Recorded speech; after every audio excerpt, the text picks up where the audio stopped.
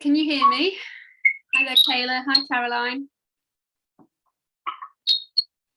Can you hear me? Hi there, Kayla. Hi, Caroline.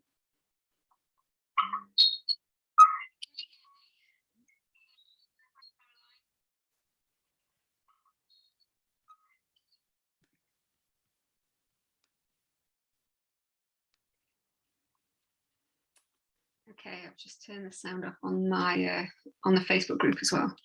Okay, perfect. Thank you, Caroline. Thank you for replying. Okay, we're just going to give it a few minutes for a few more people to join. So if you want to turn your videos on, you're more than welcome to. If you'd prefer not to, that's fine. Okay. So it's nice to put some faces to some names that I've kind of seen around in my Facebook group and on Instagram as well. Okay, here we go.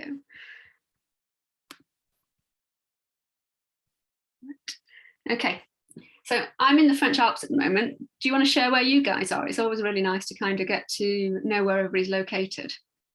You can either unmute yourself or you can pop it in the chat and let me know.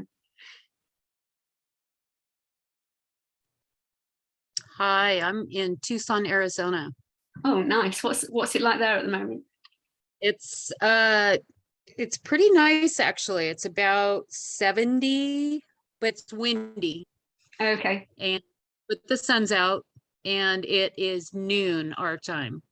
Okay. So it's middle of the day. Okay, so we've got about 8-hour difference then. Right. Yeah, it's 8 p.m. here. It's been lovely and sunny today here. It snowed last night quite a lot, so it's quite nice today. The sun's back. Oh, are you there skiing? I live out here, so yeah, it's. Oh, okay. It's I moved probably about 15 years ago now. Oh, fantastic. Okay. Hi, Kayla. I see that you're in. Is it how do you say this? Boise. Is that Boise? Boise. Yeah, Boise, Idaho. Okay. Yeah. It's also noon here too. So. Okay. So you're on the same kind of time zone there, you and Shannon. Yes. So, right. Perfect. Okay. Yeah, Kayla, I used to live in Spokane, so I'm well familiar with Boise area. Yes.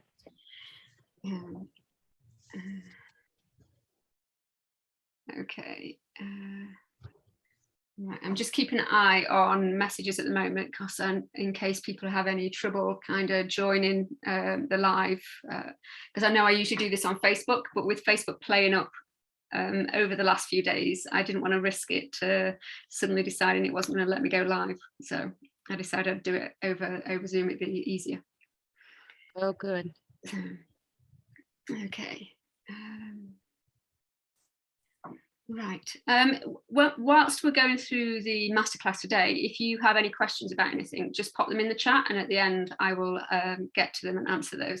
I won't answer them as we go through, otherwise we'll probably get distracted and go off on kind of wild tangents and end up talking about all sorts.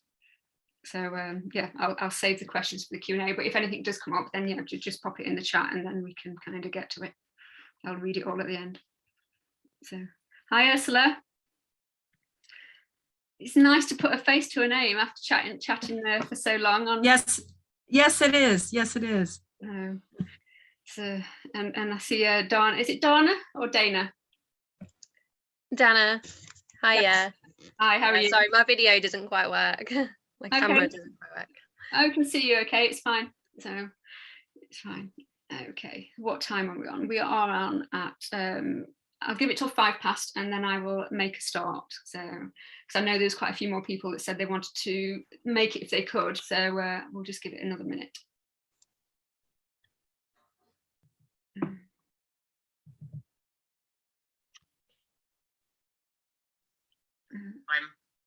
well familiar.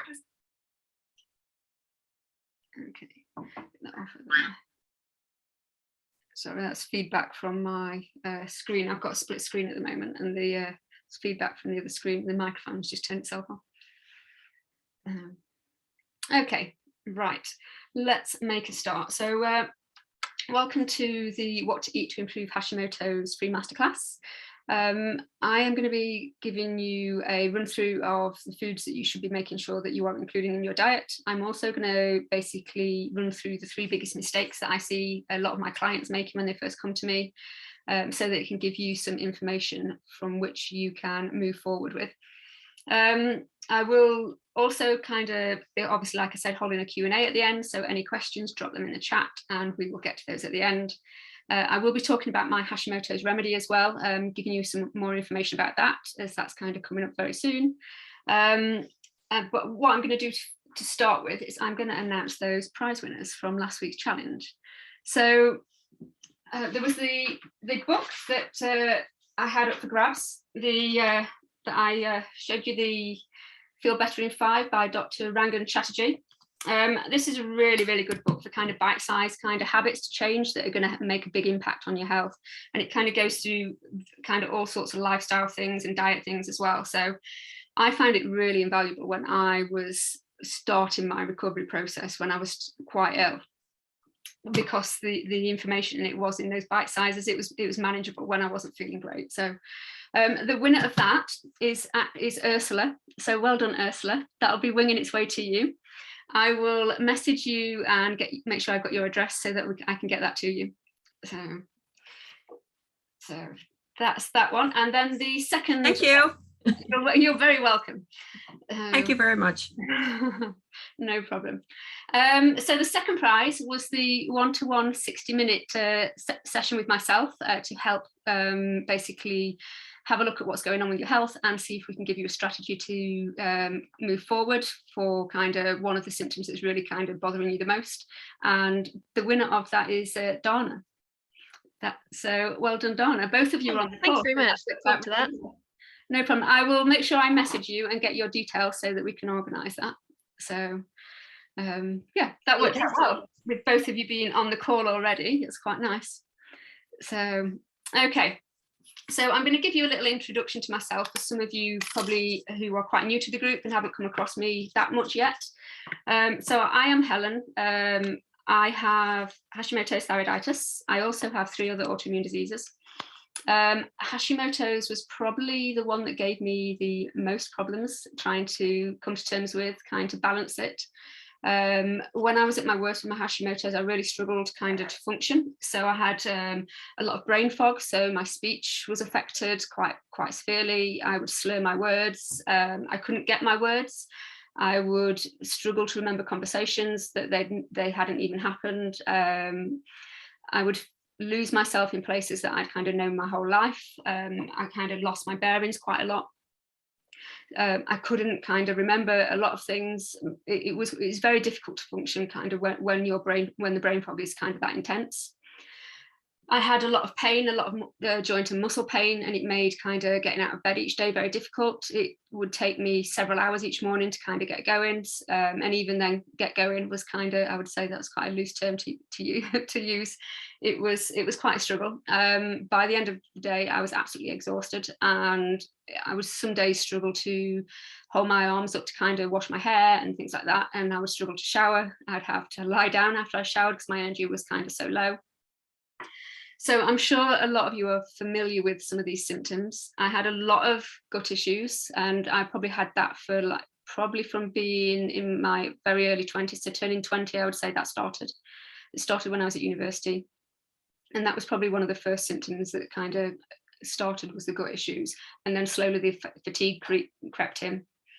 And basically just got worse and worse until I was struggling to function. I was losing my hair. I had put weight on. I never put a massive amount of weight on, which I know some with Hashimoto's do. But I was probably 2 or 3 sizes bigger than I am now. And it would fluctuate as well, kind of with obviously the fluctuation of the Hashimoto's from changing from hyper to hypo. So kind of my weight would fluctuate quite a lot. It was pretty miserable. The mental health side of it was quite intense. I felt quite down. I felt very sad. I was also very anxious. I was extremely irritable and volatile. And I think mainly a lot of this was basically from the feeling of not being able to cope, not having the energy to basically cope with kind of daily things. That was kind of behind a lot of what was causing that irrational kind of mood swings. And obviously I know a lot of you joined the challenge last week in order to kind of help with that side of things, because it is a major factor when it comes to Hashimoto's. It is something that does tend to get overlooked quite a lot. So it was actually my 40th birthday, and a friend paid for me to see a nutritional therapist. And that was the best 40th birthday present that I ever had. Basically, from that point, I started to turn things around. I managed to get rid of my gut issues quite quickly. The insomnia that I'd had for years disappeared. My energy did improve a little, and kind of so did the brain fog, but they were still quite severe. The pain was quite severe. And it made me start to think, basically, what more can I do to improve things other than just taking my medication? The medication wasn't basically touching it. I'd changed medications. I'd gone onto a combination T4, T3, didn't really make much difference. I'd tried LDN, and that helped a little, but again, it was kind of the tip of the iceberg. Basically, it helped a little, but that was it. It wasn't kind of touching the kind of worst of it. So that's when I started doing a lot of reading and researching myself, and I then decided to study nutrition and health coaching. And I kind of basically put this on top of my qualifications already in biomedical sciences and my experience as a private chef. And I was able to start basically pulling my health background, and slowly, bit by bit, I was able to start to get rid of fatigue, start to get rid of the pain, start to get rid of the brain fog. And it was only at this point that I realized, that I decided that actually I wanted to do this to help other people. I had initially just done it in order to help my own health. When I realized the changes that it could actually make and how much it could impact your health and how you feel, I decided to switch careers completely. So that's why I'm doing what I'm doing now, and I'm still studying now. I'm doing nutritional therapy at the moment, and I'm in my 3rd year of that, because obviously things change, research changes, and I like to keep up with the times of what's going on and kind of what the latest information is out there. So that is me in a nutshell. I won't kind of ramble on too much, as we have quite a bit to get through. So what I'm going to do now is I'm going to share my screen with you and share my slides, and we will go through the masterclass, and then at the end we can have that Q&A that I kind of mentioned. Okay, so let me share my screen.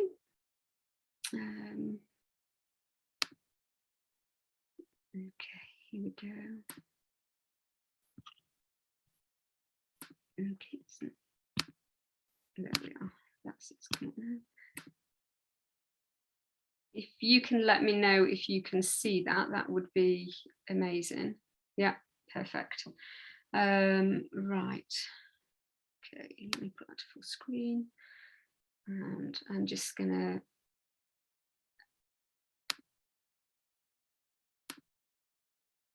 okay, here we go. I will just okay, technology is not always my strong suit, so just bear with me a second. Okay, I think I have it now. Right, what to eat to improve Hashimoto's symptoms. Right, let's get started. Okay.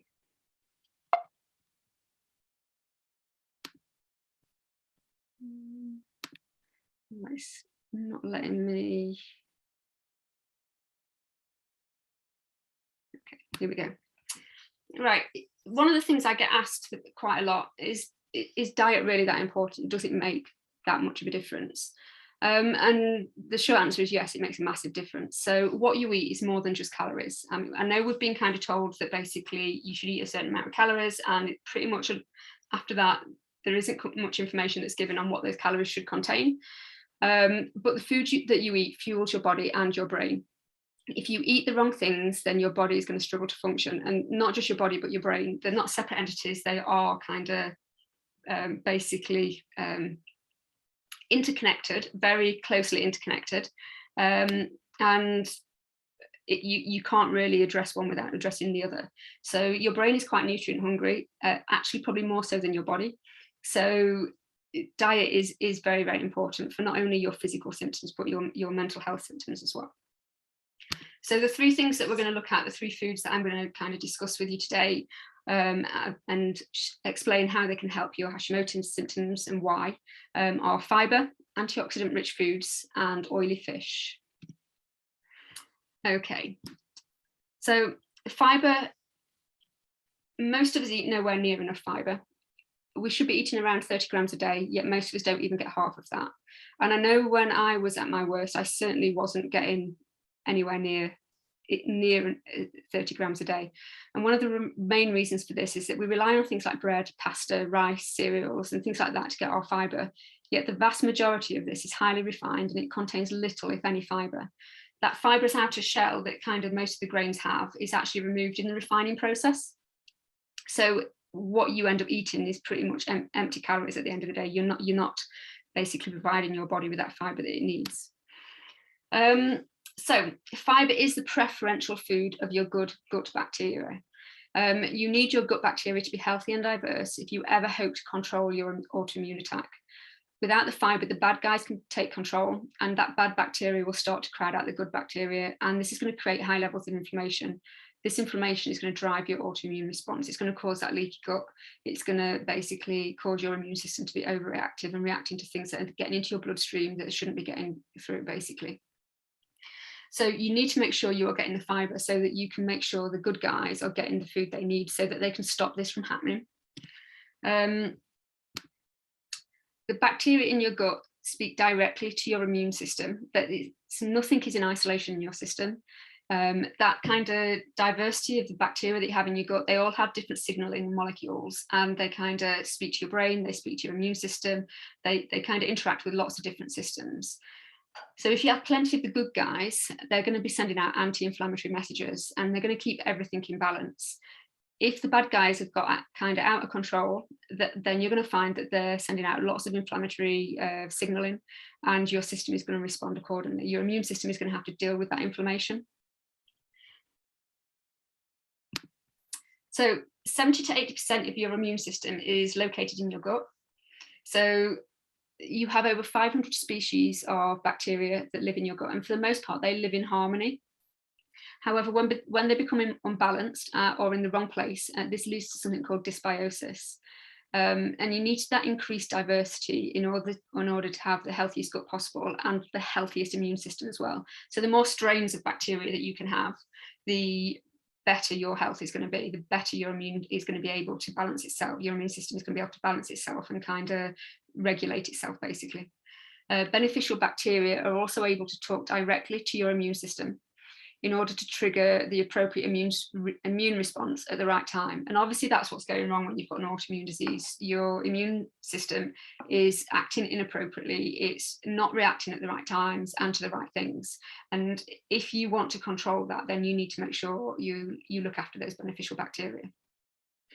Those beneficial bacteria are also able to provide certain nutrients, such as some of your B vitamins and vitamin K as well. So that's really quite important. They can regulate your digestion. So they regulate the speed of your digestion, so that muscular contraction of which things move through your system. And obviously, constipation is quite a big issue when it comes to Hashimoto's and hypothyroidism, and it can be difficult to basically keep things moving at the pace it should be. Some of that is because obviously if you're under treated or if you aren't being treated, then you're going to struggle to basically regulate that because your thyroid does regulate your metabolism. But a big part of that is also your good gut bacteria. They're going to help basically keep things moving. And if they're not healthy, or if they're kind of way underrepresented, then basically it's going to slow things down massively and things aren't going to move as they should be doing. This means it's going to build up that toxicity in your system. It's going to send those toxins that are in your digestive tract kind of ready to be expelled. It's going to recycle them basically because it doesn't like them sat in your digestive tract for like hours and hours on end. So what it will do is it will send it for reprocessing at the liver, and that's going to put a huge burden on your liver. So you want to be looking at your good bacteria in order kind of making sure that they are kind of at the right levels. They're also able to help with gut wall integrity, so they can prevent things like leaky gut. So that's really, really important. And they can also lower inflammation in the gut. So that's going to help as well with the kind of integrity of the gut wall. It's going to stop things getting through that shouldn't be getting through, and that's going to stop that kind of out of control immune response kind of going on. The good bacteria are also able to help improve your blood sugar control, which is really quite important. Blood sugar dysregulation can be a big thing with autoimmune disease, especially if you haven't addressed diet. It was for me a massive issue. And it wasn't until I addressed my diet and my certain lifestyle factors that I actually managed to get my blood sugar back under control. So it wasn't constantly spiking. I wasn't on a kind of loop all the time on a roller coaster, like hitting highs and then crashing. Your good bacteria are also able to communicate directly with your brain. As I said, they release these kind of chemical kind of signals that basically speak directly to your brain. They speak to your immune system. They speak to other kind of various other systems as well. They're really, really important. They kind of can take a evaluation of what's going on environmentally for you within your kind of gut, and it then sends out the signals kind of to the appropriate systems, telling them what needs to be done. So if it's not healthy, it's going to be sending out the wrong signals, and your kind of body's going to have to then deal with those inflammatory signals, and your brain as well. It's going to be constantly fighting that battle in order to kind of try and lower it. And if you don't get those good bacteria kind of levels up, and the diversity of the range kind of up as well, then you're going to continuously struggle to kind of get the Hashimoto's under control. Okay, so if we look here, that increasing your fiber intake will increase the diversity and the number of good bacteria, and that's going to lead to a better regulated immune system. And that's what we're after at the end of the day. We want our immune system to be well regulated. We don't want it to be underactive. We don't want it for it to be hyper, like overactive. So you need to make sure your good bacteria are kind of healthy and kind of in the correct strains, correct numbers, in order to kind of do this. Okay, so some sources of fiber. We have vegetables, fruit, nuts, seeds, beans, pulses, and whole grains. And I would suggest that you aim for that kind of order of where you're getting your fiber from. I would try and get as much of your fiber from vegetables as possible, and fruit, then kind of add in nuts and seeds, some beans and pulses, and the whole grains would be probably the last on my list. And that's because obviously the gluten inside a lot of those whole grains can be an issue for those with Hashimoto's. So if you're relying predominantly on basically grains, you're going to be causing other problems for yourself as well. So variety is key to a diverse bacterial flora. If you increase your fiber slowly, because you don't want to start causing symptoms for yourself. If you increase very rapidly, you can end up with things like bloating, cramping, pain, kind of gas, all those kind of things. So you want to avoid that. So when you are increasing your fiber, do it little by little, kind of do it over a few weeks. Don't just kind of jump in at the deep end and kind of hope for the best, because the last thing you want is to make your symptoms worse. Okay, so I'm going to move on to antioxidant-rich foods, and we'll discuss what an antioxidant is to start with, because I know kind of it gets bandied around a lot, kind of antioxidants, and it wasn't something that I was really aware of before I studied what exactly it was. So these are natural substances that help prevent cell damage, basically. They specifically fight something called free radicals that cause a lot of damage in the body. If the levels of free radicals become too high, it can cause huge amounts of damage, and they're associated with many chronic illnesses. So these free radicals kind of occur from just normal reactions that go on the body every day. But obviously, when you've got an autoimmune illness or a chronic illness, you've probably got a lot of damage already going on. And so you need to kind of limit this. You need to basically rectify this. So your body has its own antioxidant defenses, but they're also found in food. Yet most of us don't get anywhere near enough, as we tend to eat nutrient-poor diets. Antioxidants are by their very nature anti-inflammatory. So you want to be making sure we're kind of getting these in here. Okay, let's move on to the next slide. So antioxidants are needed by the liver to support the detox pathways, and this is really important. I'm going to explain a little bit why. So the liver not only controls your detox pathways, but it is your immune system's second line of defense after the gut.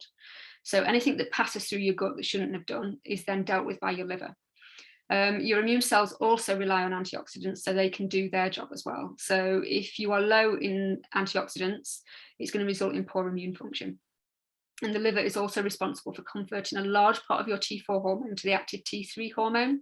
So low levels of antioxidants is going to mean that your liver is less able to convert those thyroid hormones, as well as basically do the detox that it is supposed to be doing. So you need adequate antioxidant levels. They are key to your recovery. Research has shown that supplements of antioxidants are far less effective than food sources. So you need to try and get your antioxidants through diet if you possibly can. Sometimes you may need to top that up and you may need to supplement. I did for a little short while, but if you can get as much of that through food as you possibly can, then it is going to make a big difference. So there are various things that can increase your free radical levels, and here are just a few. So stress, whether that's emotional or physical, and that could be from exercise, that could be over-exercising, that is a physical stress on your body. Trauma, environmental factors such as pollution, smoking, whether that's yourself smoking or being around somebody else who does. Toxin and chemical exposure, and that could be from like household products, beauty products, it could be from products in your workplace, you name it. There is a kind of, it could be from food packaging, it could be from pesticides. There is a wide range of kind of environmental things that can play into increasing those free radical levels. Excessive alcohol intake, so above the recommended kind of weekly or daily allowance, that can cause also high levels of free radicals. Dysregulated and high blood sugar levels can increase your free radical levels. Polyunsaturated fats, which are your fats we talked about a little bit in the challenge, your seed oil, so your sunflower oil, canola oil, and I will talk about this a little bit more in the next section as well. So these kind of fats are going to increase your free radical levels. Infections, past infections, current infections, things like I had Epstein-Barr virus, and that would periodically reflare, and that was one of the things that probably triggered my autoimmune journey in the first place. So I think that's quite common with autoimmune stuff. Epstein-Barr virus has quite a high link with Hashimoto's, as do a few other infections, like things, and also parasitic infections, H. pylori, things like that. These can all play a part in increasing your free radicals. And also antioxidant deficiencies. So like I said, if you're not getting those antioxidants in your diet already, then you're going to struggle to kind of deal with these free radicals. So long-term high levels of free radicals cause oxidative stress. This can cause DNA damage as well as local cellular damage. And it's what tends to lead to a lot of chronic disease, things like autoimmune disease, things like heart disease, things like cancer. They have been researched and implicated in kind of all of those areas. So it is important that we kind of make sure we are getting enough. So some of the more common antioxidants that kind of are quite well known are vitamins A, E, and C, as well as selenium and zinc. And you can see that I've starred that there on the slide, the selenium and the zinc, because both of these are really, really important for thyroid hormone conversion too. So when you're looking at your conversion of T4 to T3, the active hormones that your cells need, you need the enzyme that does that process that converts the T4 to T3 needs selenium and zinc. If you don't have enough selenium and zinc, that enzyme is going to struggle to basically do its job. It's going to struggle to convert T4 to T3, and you're going to start to feel those hypothyroid symptoms. Okay, so some good sources of antioxidants. Green tea is a really, really good source. So if you are at the moment drinking coffee and a lot of normal regular tea, try switching some of your kind of cups up for green tea instead. I have green tea and mint, which I really like. You can get various combinations. You can also make your own. I quite often make my own batches up, depending on whether I want a digestive batch or kind of something to support my hormones. And I will make my own using green tea. Berries, and I've put this separate to vegetables and fruit as well, because berries are really, really high in antioxidants. So I wanted to kind of put that in there, not just under the section of fruit, because they're one of the highest. I'm sure you've all heard of kind of talking about how good things like blueberries are for you. Any of those berries that have those high intense colours are packed full of antioxidants. Meat, fish and shellfish are some things that don't usually get a look in when it comes to antioxidants, but they are packed full of antioxidants. They are rich in vitamin A, they are rich in selenium, they are rich in zinc. They are often basically overlooked in favour of plant sources, but they are very, very nutrient dense, especially if you are willing to eat some of the organ meats, things like liver and kidneys. They are extremely nutrient dense, so you will get more nutrients in those per portion than you will per portion of any other kind of food. So obviously vegetables, fruit, beans and pulses again. And again, variety is key. The wider the range of colours that you can eat, the more antioxidants you will consume. Each colour of vegetable has its own kind of kind of range of nutrients. So the more colours you can get, the more range of nutrients you are going to get. So don't stick to the same sources over and over again. Try and mix it up, try different things. If you're in the supermarket and they have a brand new vegetable in there that you haven't seen before, grab it, take it home, Google what to do with it. Google is an amazing thing for things like that. You can kind of throw loads and loads of new foods in there just by simply doing something like that. Or aiming to have like one new vegetable per week that you or fruit per week that you've not tried before. Okay, so on to oily fish. So oily fish is rich in omega-3 fatty acids, and we talked a little bit about this last week in the challenge. So the omega-3 to omega-6 ratio should be in balance. So you should be 1 for 1, 3 to 1 kind of max. Most of us are 15 to 20 times higher in omega-6 than in omega-3. And there's good reason for this. A lot of your processed and refined foods use basically omega-6 fats because they're cheap, they're easily accessible, which means we're getting a huge amount of omega-6 and very little omega-3. Omega-6s tend to be inflammatory, whereas omega-3s are generally anti-inflammatory. So they are hugely important when it comes to managing your autoimmune disease and getting your symptoms under control, because basically one of the biggest things that I look at when I'm working with clients is how can I lower that inflammation? That is one of the key things that I'm looking at. Inflammation is what is driving that immune response. If we can stop that inflammation, if we can lower that inflammation, it's going to stop that immune attack. Okay. Omega-3s tend only to be found in a few sources, and oily fish are one of the most bioavailable sources. So it means bioavailable means one of the best sources that we can then absorb it through. So especially the forms EPA and DHA, and I will explain a little bit more about those two forms of omega-3 in a second. Okay, so EPA and DHA are required for the brain to function. They're needed for good mental health and to prevent things like dementia and Alzheimer's and things like that. They are not found in plant sources. Other omega-3s are, but they then need to be converted to EPA and DHA. It's a multi-step process. It requires specific nutrients and enzymes, and it's quite a complex process. It has very it uses a lot of energy, a lot of nutrients. It means we don't always convert as much as we need from these plant sources. So if you can eat omega-3 from your oily fish, that is the best way to get it, to make sure you're getting the most out of it. Because if you've got a processing problem or a nutrient deficiency that is stopping you from absorbing it from plant sources, then you are going to basically struggle to lower that inflammation. So Hashimoto sufferers are often told to limit oily fish because of the iodine content. And this is something that I was told as well.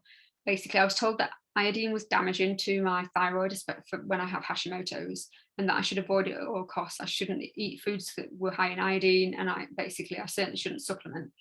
This for me was wrong. Basically, you need iodine to make your thyroid hormones.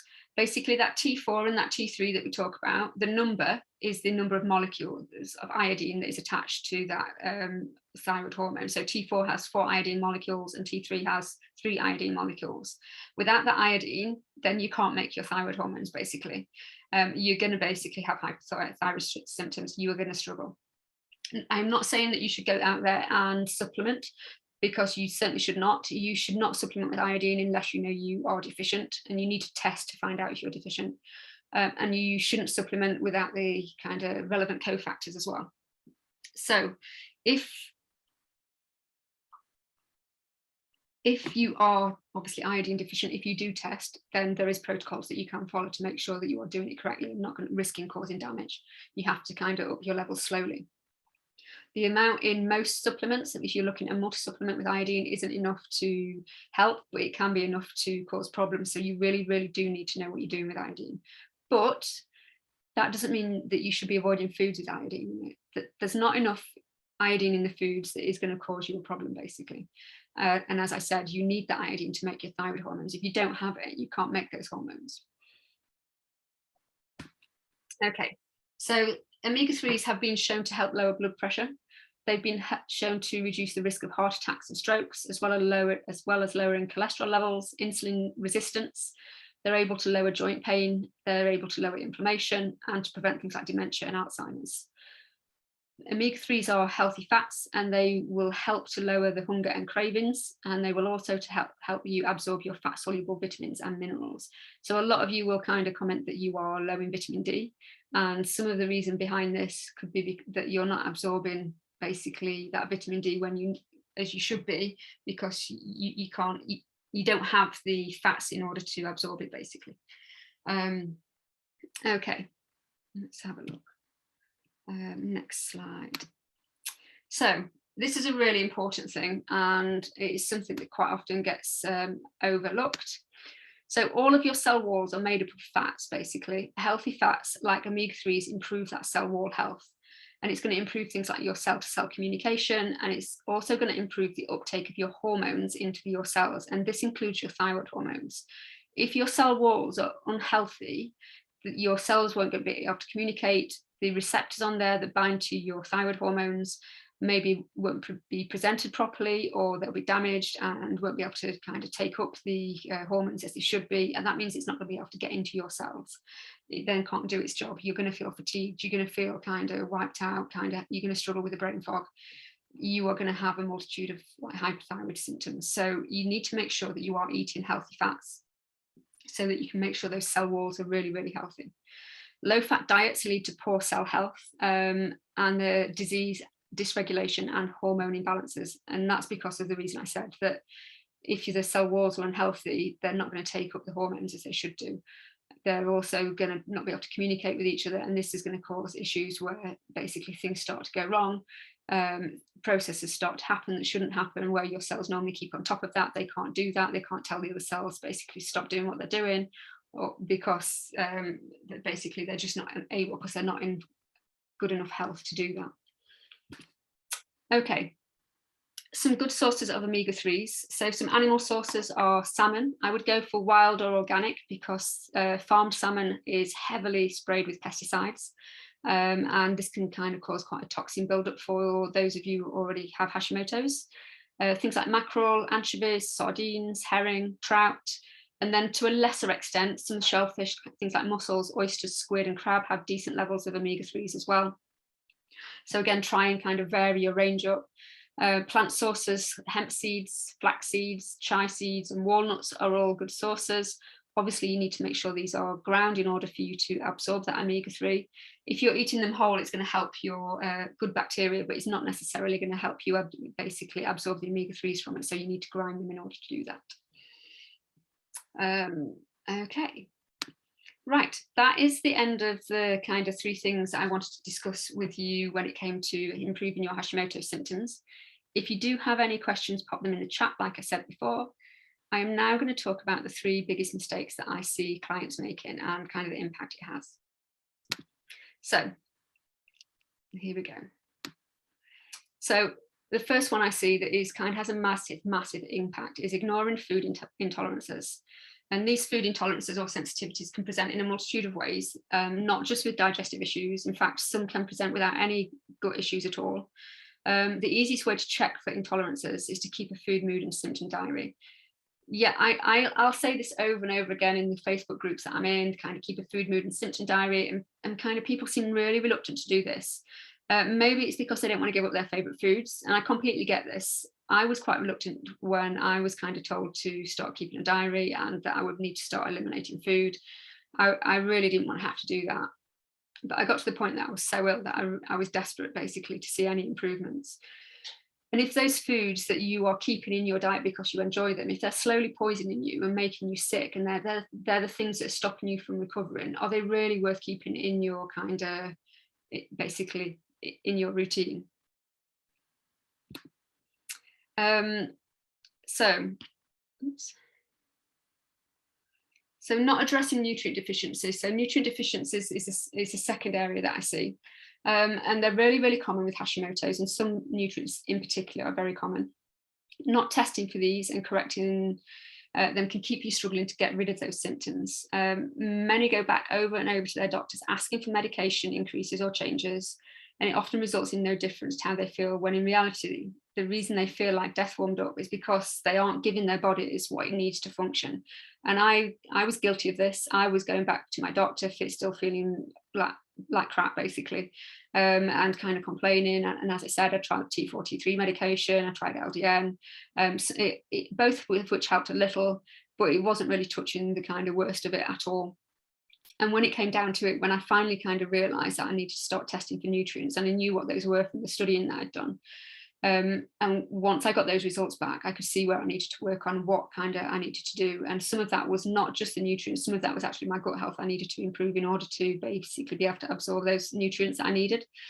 If you're not getting the nutrients you need, you're basically not giving your body or your brain what it needs to function, basically.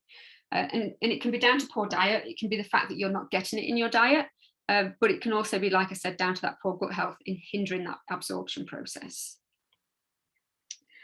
Okay, let's have a look at the next one. So the last one, number 3, not changing lifestyle habits. So recovery isn't just about diet, it's about how we live our lives as well.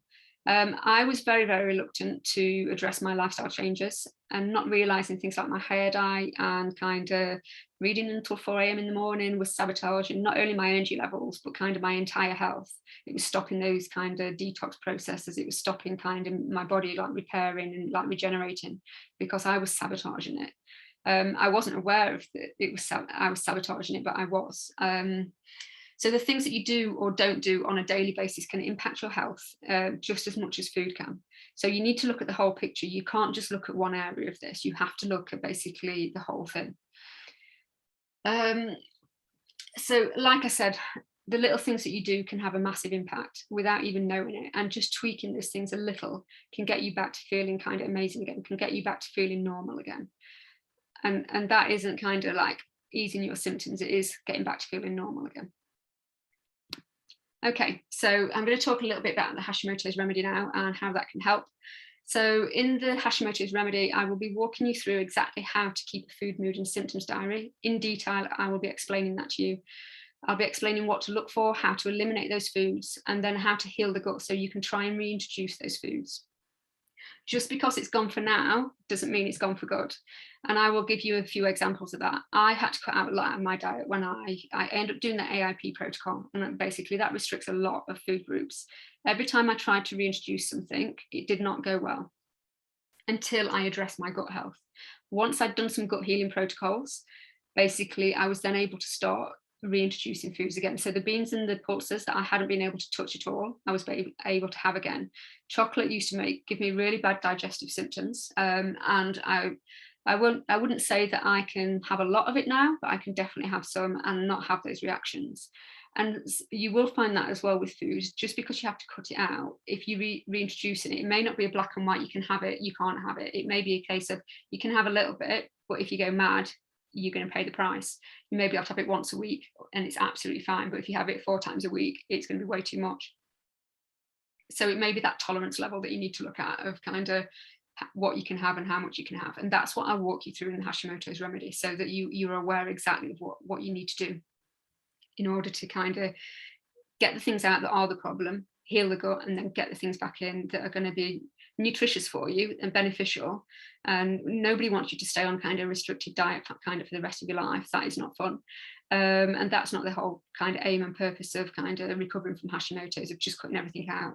That you won't recover just doing that. You do need to do the other work. You do need to do the healing as well. So once you've learned how to heal your gut, you'll be absorbing your nutrients properly, which means you'll be able to function like a human being again. You're not going to be feeling like a half-dead zombie, kind of dragging yourself around. So in the Hashimoto's remedy, one whole module is dedicated to nutrient deficiencies. It walks you through the most common ones with Hashimoto's and how to spot them, what tests you need in order to kind of diagnose whether you have those deficiencies, and how to correct them safely. And that's really important, correcting them safely, because I was as guilty as anybody else of kind of picking up supplements and hoping they would help. I'd read books, I'd kind of read things online and it'd say, oh, this helps, that helps. So I'd pick up some supplements, and I hadn't obviously addressed any of the diet at that time. I just expected that the supplements would kind of make the difference. Obviously that was quite naive. It won't do it on its own. Supplements can be a great support, but it's not something that is going to fix you completely. You need to look at the other factors, the diet, the lifestyle underneath it. And there are certain nutrients that, like I said with the iodine, that you need to make sure you're doing it correctly if you are supplementing, so that you don't cause problems for yourself. And some of the minerals as well. Iron is quite a common thing, and zinc and selenium for being low with Hashimoto's, and you can't just willy-nilly kind of go and supplement those. You need to know you're deficient, and you need to kind of go about supplementing it in the right way with the right cofactors. So that module is going to basically walk you through all of that. So at the end of it, you'll know exactly what you need to ask your doctor for. You'll know exactly which tests you need. You'll know exactly which kind of foods you need to be looking at, and basically when to look at supplements. So in the Hashimoto's remedy, there are 3 separate modules that are dedicated to dealing with 3 of the biggest lifestyle factors that are often behind your failed recovery attempts. These 3 areas are sleep, stress, and exercise, and they're so important that I've given each one of them their own module. I don't want people to think that they're kind of things that can be brushed over, and that it's just the diet that needs to be changed. Like I said, you need to address the whole thing. Once you understand just how much of an impact ignoring these areas is having on, you can start implementing the changes that I recommend in those modules, and you'll soon be sleeping like a baby, waking up feeling energized and ready to lace up your running shoes. And I'm not joking, that is completely possible. You 100% can get back to how you were before. Yesterday I was out skiing for the day, and I never thought, probably 4 or 5 years ago, that I would ever be able to ski like that again. And no side effects today, no flares, no recovery periods, feeling absolutely fine. So it is possible to get back to where you were before you kind of became really ill with your Hashimoto's. So what exactly is the Hashimoto's remedy? Let's have a look. It is an 8-week online, fully automated Hashimoto's recovery program. It is specifically aimed at kind of helping you learn what you need to kind of do in order to start that recovery process, so that you can start getting rid of those symptoms. Each week a new module is released, so it's going to be drip fed, so you'll get unit by unit or module by module to walk you through, so that it doesn't overwhelm you. If I gave you all the information in one go, and you basically watched the videos and read the workbooks, you would be so overwhelmed that you wouldn't know where to start. So I basically drip fed it on purpose, so that that doesn't happen. It will, obviously, each module will explain to you what you need to change and why you need to change that. And I think that's really important, the why side of things.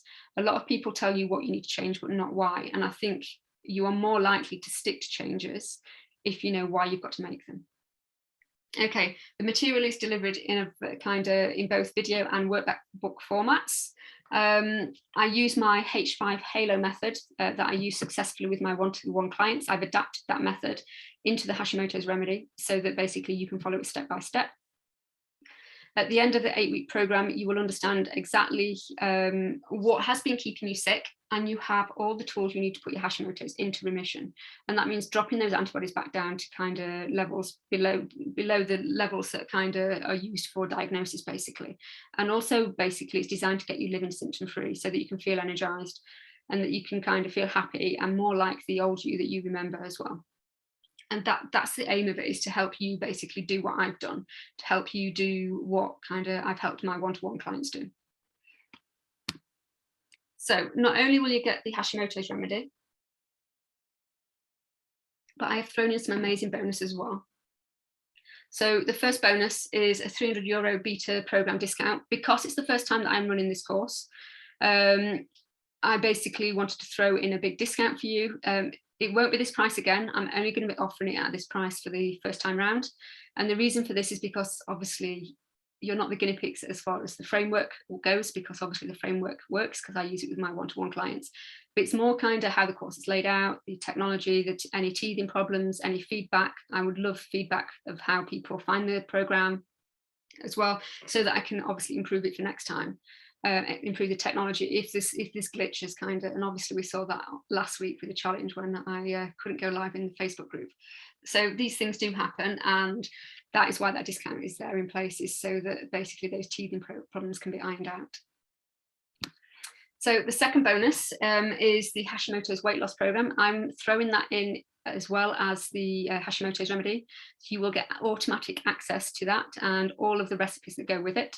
And that is usually worth €4 to €6. Bonus 3 is 2 60-minute live 1-hour hot seat calls. They will be held throughout the program. So at weeks 4 and 8 of the Hashimoto's Remedy, you'll get a chance to sit with me and ask me any questions that might have kind of come up during the first 4 weeks or the kind of second 4 weeks. Anything that you may be stuck on or you're struggling with, you can then ask me so that I can help you kind of start kind of progressing further and to make sure you're on the right track, basically. That in total is worth €196, and that will be yours absolutely free. Bonus 4, so my eyes on your food diary and feedback. This is something generally only my one-to-one clients get, so this is an amazing opportunity. I will be able to highlight the problem areas in your food diary and spot kind of any patterns that are going on with kind of what is causing your symptoms. And then you'll be able to pair this with the information that you've learned on the Hashimoto's Remedy in order to kind of individualize your approach so that you've kind of got a much better chance of it succeeding.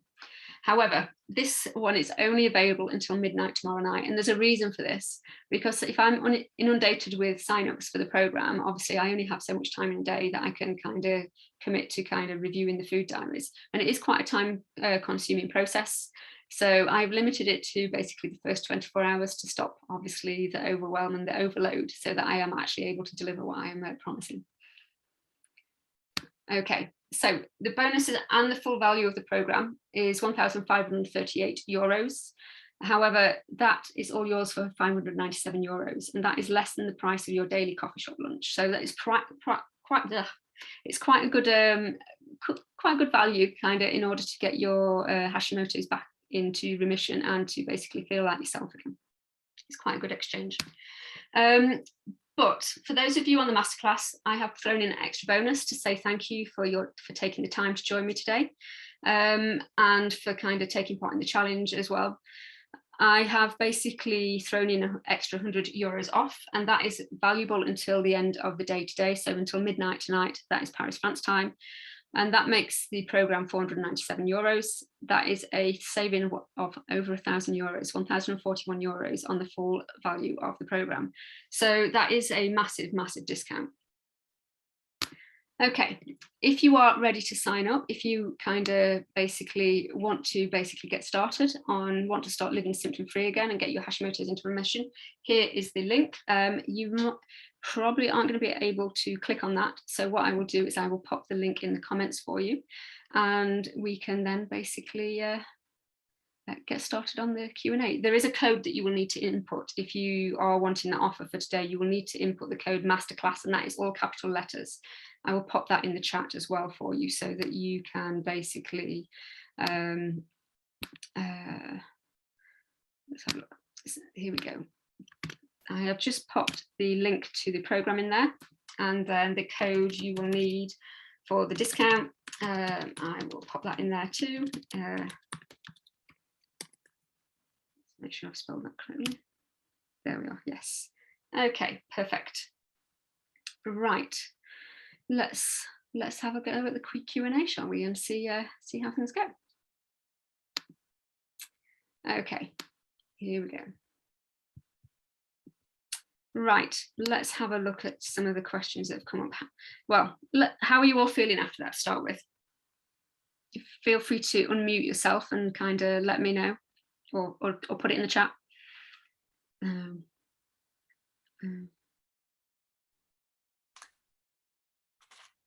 Okay.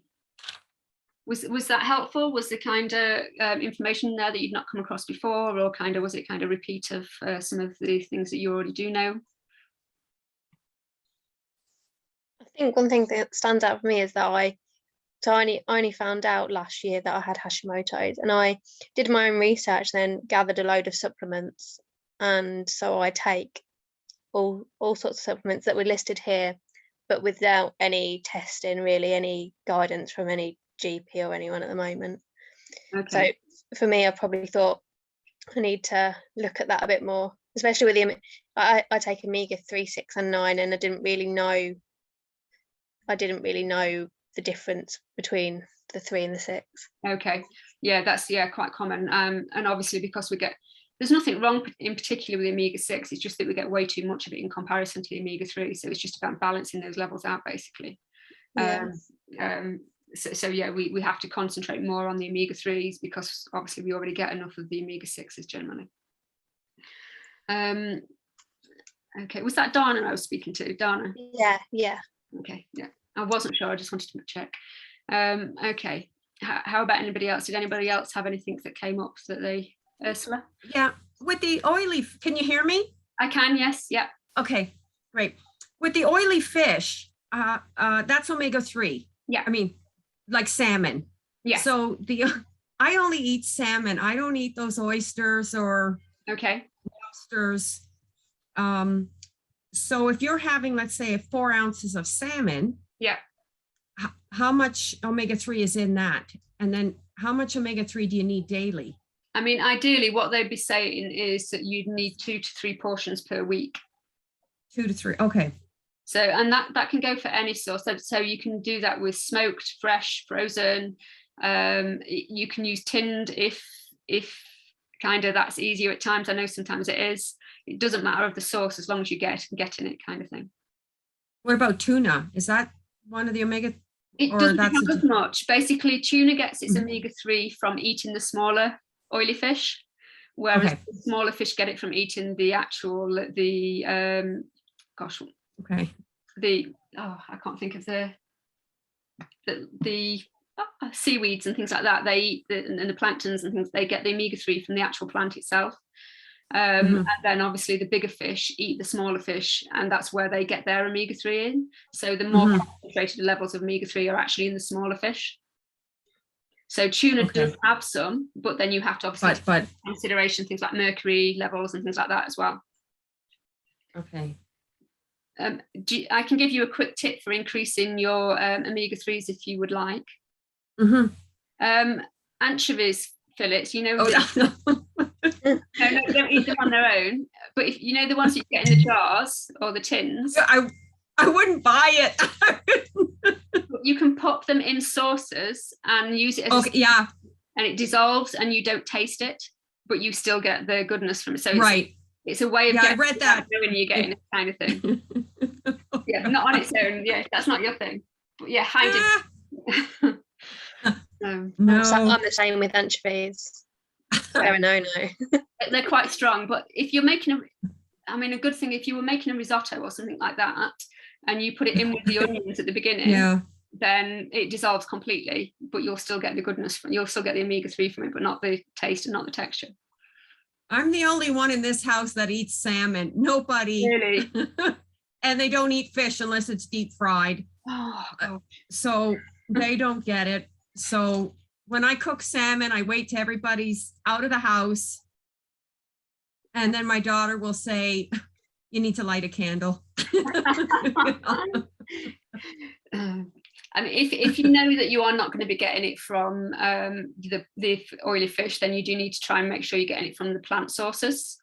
Plants. Okay. Yeah, so the things like I mentioned on the slide, the hemp seed, the flax seed, chia seed. Oh, okay, yes, the seeds. Walnuts. Just make sure they're ground if you're doing the seeds. And omega-3s are actually one of the things that aren't kind of an issue to supplement with without testing. So if you really aren't getting it, you could supplement with that, and that's not going to be a major issue. Right. I mean, it's so delicious, but this family, they're not normal here. They don't know quality. Makes it a little harder if you've got half the family don't want to eat things. Or I do it on the barbecue, but it's, when it's very cold, I'm not going out. No, exactly. So, okay. Has anybody else got anything else? I'm just going to have Shannon, you asked what pulses are. I don't know what they call them over there, but maybe legumes. So things like like beans, lentils, chickpeas, things like that. Basically, over here in kind of the UK and kind of Europe, they tend to refer to like beans and pulses or legumes. But they're basically beans, chickpeas, lentils, those kind of things. Okay, thanks. No problem. And thank you too. I also had a question about like steel cut oatmeal. You talked about some of the grains are not, because they're so highly processed, but I like the steel cut. Is that good because it has the husk on as far as fiber goes? It's better.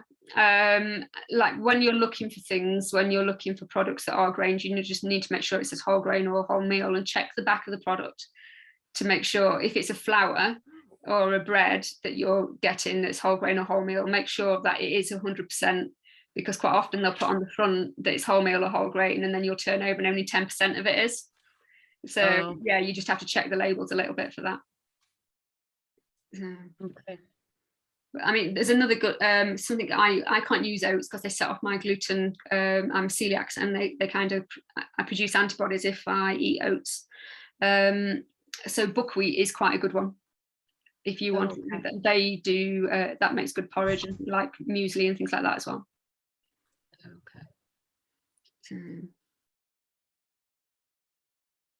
Okay, sorry, Kayla had to leave halfway through. No problem.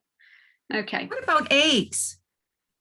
Sometimes when you buy eggs, it will say, I don't know what it says, omega-3s added, or yeah, obviously things like that. You can look at basically things like that have been like supplemented and kind of had things added to. I would still go for the genuine source wherever you can, because what you find is if you're eating fish, it has more nutrients than just the omega-3.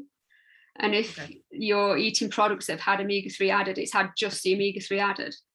So you're not getting the benefit of any of the other nutrients. And the same with plants, they have a lot of phytonutrients and things like that that aren't available in supplements. We don't always know what those phytonutrients do, but they seem to be very beneficial. And obviously they're not in your supplements. So it's kind of, yeah, it's not as beneficial for you. So,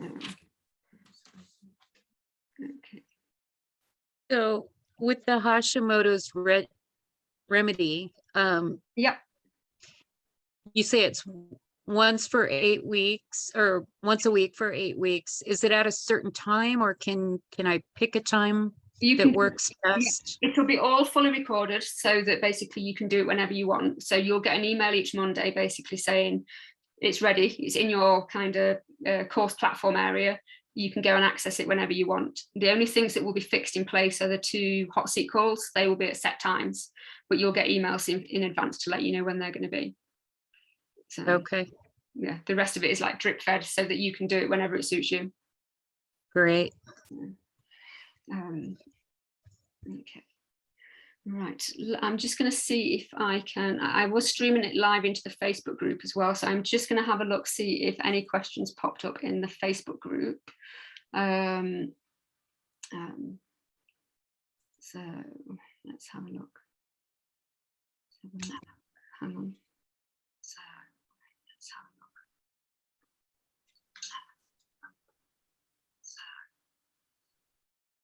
a look. Okay.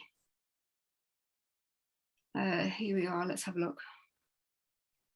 Psyllium husk, would I recommend it? Okay, so psyllium husk can be quite helpful, especially if you've got things going on like slow digestion, you've got constipation going on. It can actually help get things moving, so that can be really beneficial. But you do need to make sure you drink plenty of water when you're taking psyllium husk. It is very water it's very thirsty, and if you don't drink plenty of water when you're taking it, it can actually make your kind of constipation and kind of slow your digestive tract down even more. So you do if you are taking it, make sure you have a huge glass of water after you've taken it. What about probiotics? Yeah, they're another thing that are fairly safe to take. The only thing that I would say is you need to consider maybe if you're having digestive reactions after you take them, that you maybe have something going on like SIBO. That would be something like small intestinal bowel overgrowth. So basically your good bacteria are growing in the wrong place. And you then start to react to things like probiotics and kind of fermented foods and things like that. So other than that, probiotics are generally a good thing to kind of take to help with your gut health. Okay, how do I know which probiotic is good for me? That's a good question. There is a lot of, you need to make sure you're getting probably about 10 billion strains in your, when you're picking a strain. Certain strains, the research has shown basically help for different symptoms and different illnesses. So there is a lot of research out there. But I would say you need to be looking at one that kind of reaches its destination alive. So you need to look on, when you're looking at the supplement, kind of, it should tell you that in the blurb of kind of how many strains are in there, how many CFUs kind of are in there, and basically does it kind of reach its destination intact and ready to be used. There has been some research lately that's shown that even if it arrives and it hasn't survived the digestive tract, that it still has a beneficial impact. But I would say for the most part, you want to be trying to get those live strains that are going to reach the kind of area of your gut that you need it in. Okay, the AIP diet, how effective is it? I found it very effective. It helped massively with my digestive symptoms. It is very, very restrictive, and it isn't something that I would probably now, having kind of trained in nutrition and health coaching, it would not be my first port of call when I'm speaking to clients. It would be probably my last resort because of how limited and how strict it is. And also because of the fact that you can do the exclusion side quite easily, but a lot of people overlook basically the gut healing side of things. I did exactly the same. I did the elimination, and then it doesn't kind of walk you through gut healing processes. And that's where I got stuck, and then I couldn't reintroduce anything. And that's when I basically ended up seeing the nutritional therapist and studying myself further to get myself unstuck from where I was at that point. Because obviously how restrictive it is, it does limit a lot of kind of sources of nutrients, and you don't want to kind of have all of those things out of your diet permanently if you don't have to. Okay, B12, I know I'm deficient, but when I take vitamin B complex, I get really sick. Is there a reason? One of the reasons that could be that you're not taking it with food. It can make you very nauseous if you take it on its own. I had this reaction initially, and I had to basically take it halfway through my meal to stop that kind of nausea. It may also be a filler that's in there, or it may be the kind of form of one of the vitamins that's in there, or they're methylated or non-methylated. Depends on you individually how you react to that. What I would say is if you've been diagnosed with B12 deficiency, is it through diet, or have you been tested for whether it's autoimmune? I have an autoimmune B12 deficiency. I have to have injections for it because I don't absorb the B12 on its own. So that may be something that you do want to check out. Okay, let me have a look. I'm going to scroll down and have a look. It's okay. Can I ask as well, there's foods like people talk about kimchi and sauerkraut, and are all of these things good, or is it a bit of a current fad? No, they're really good. So when we were talking about fiber earlier and about the good bacteria, that fermented food, so the kimchi and sauerkraut and things like that, are going to feed that bacteria. Okay. So they're really, really good for you. They're very beneficial. And basically, it's the same as taking the probiotic. It's the live cultures that are the thing that's beneficial within the kind of fermented food.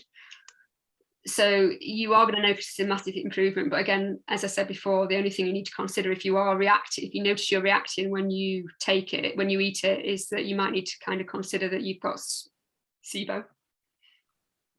That is, yeah, but that generally for most people is definitely a good thing to include in your diet. Okay, let's have a look. So I can't see who actually left that comment on there, but it's saying that they're talking about their endocrinologist. They're in Madrid. I can't see your name popping up who has left that comment. So not once has she been asked how she feels, what her symptoms are, and how, or been told how she can address any of it. And she's starting to think that her depression and anxiety could be thyroid related. She's learning also more and more that the gut, body and mind are all working together. Yes, very much so. They are not separate. They do work together. They communicate very closely. Like I said, kind of those bacteria communicate with your gut. There's a direct nervous link as well that between your brain and your gut. The depression and anxiety could definitely be part of your thyroid kind of issue. It was for me. It is a big symptom. It is listed on kind of the symptoms of like hypothyroidism is depression and anxiety. So mental health issues, things that go undiagnosed, like things like schizophrenia and bipolar, can sometimes come back down to an undiagnosed thyroid problem. So that getting your thyroid sorted can sort all of those things out for you. So it's definitely worth having a go at. And then, okay, I have another one here. What about krill oil? Yeah, I mean, you can use that. That's going to be helpful for the anti-inflammatory properties as we were discussing before. Kind of obviously you need to look at each supplement individually and look at the amounts that you're getting compared to like a typical omega-3 and see kind of what levels you're getting of what. So that's the most important thing when you're looking at supplements. You need to look at kind of the levels you're getting. Like if you see a supplement for omega-3 and it says 1,000 milligrams, how much of that is actually omega-3? You'll usually find only 300 milligrams of that is kind of is the actual EPA or DHA. So it's worth checking. Okay, so I think that is all of the questions that I can see that have come up on Facebook. Anything? Okay, let's have a look. Was there anything else? Okay, Shannon, apple cider vinegar before meals. That can definitely help. And some of that can be, if you've got low stomach acid, then that can really help before your meals. You just need to take note when you're taking it, if it aggravates anything at all, if you feel any burning when you take it. If not, then yeah, it's definitely going to be help. There is a bicarb test you can do to check your basically stomach acid levels. It's not obviously 100% definitive, but it gives you a good picture of where your stomach acid levels are.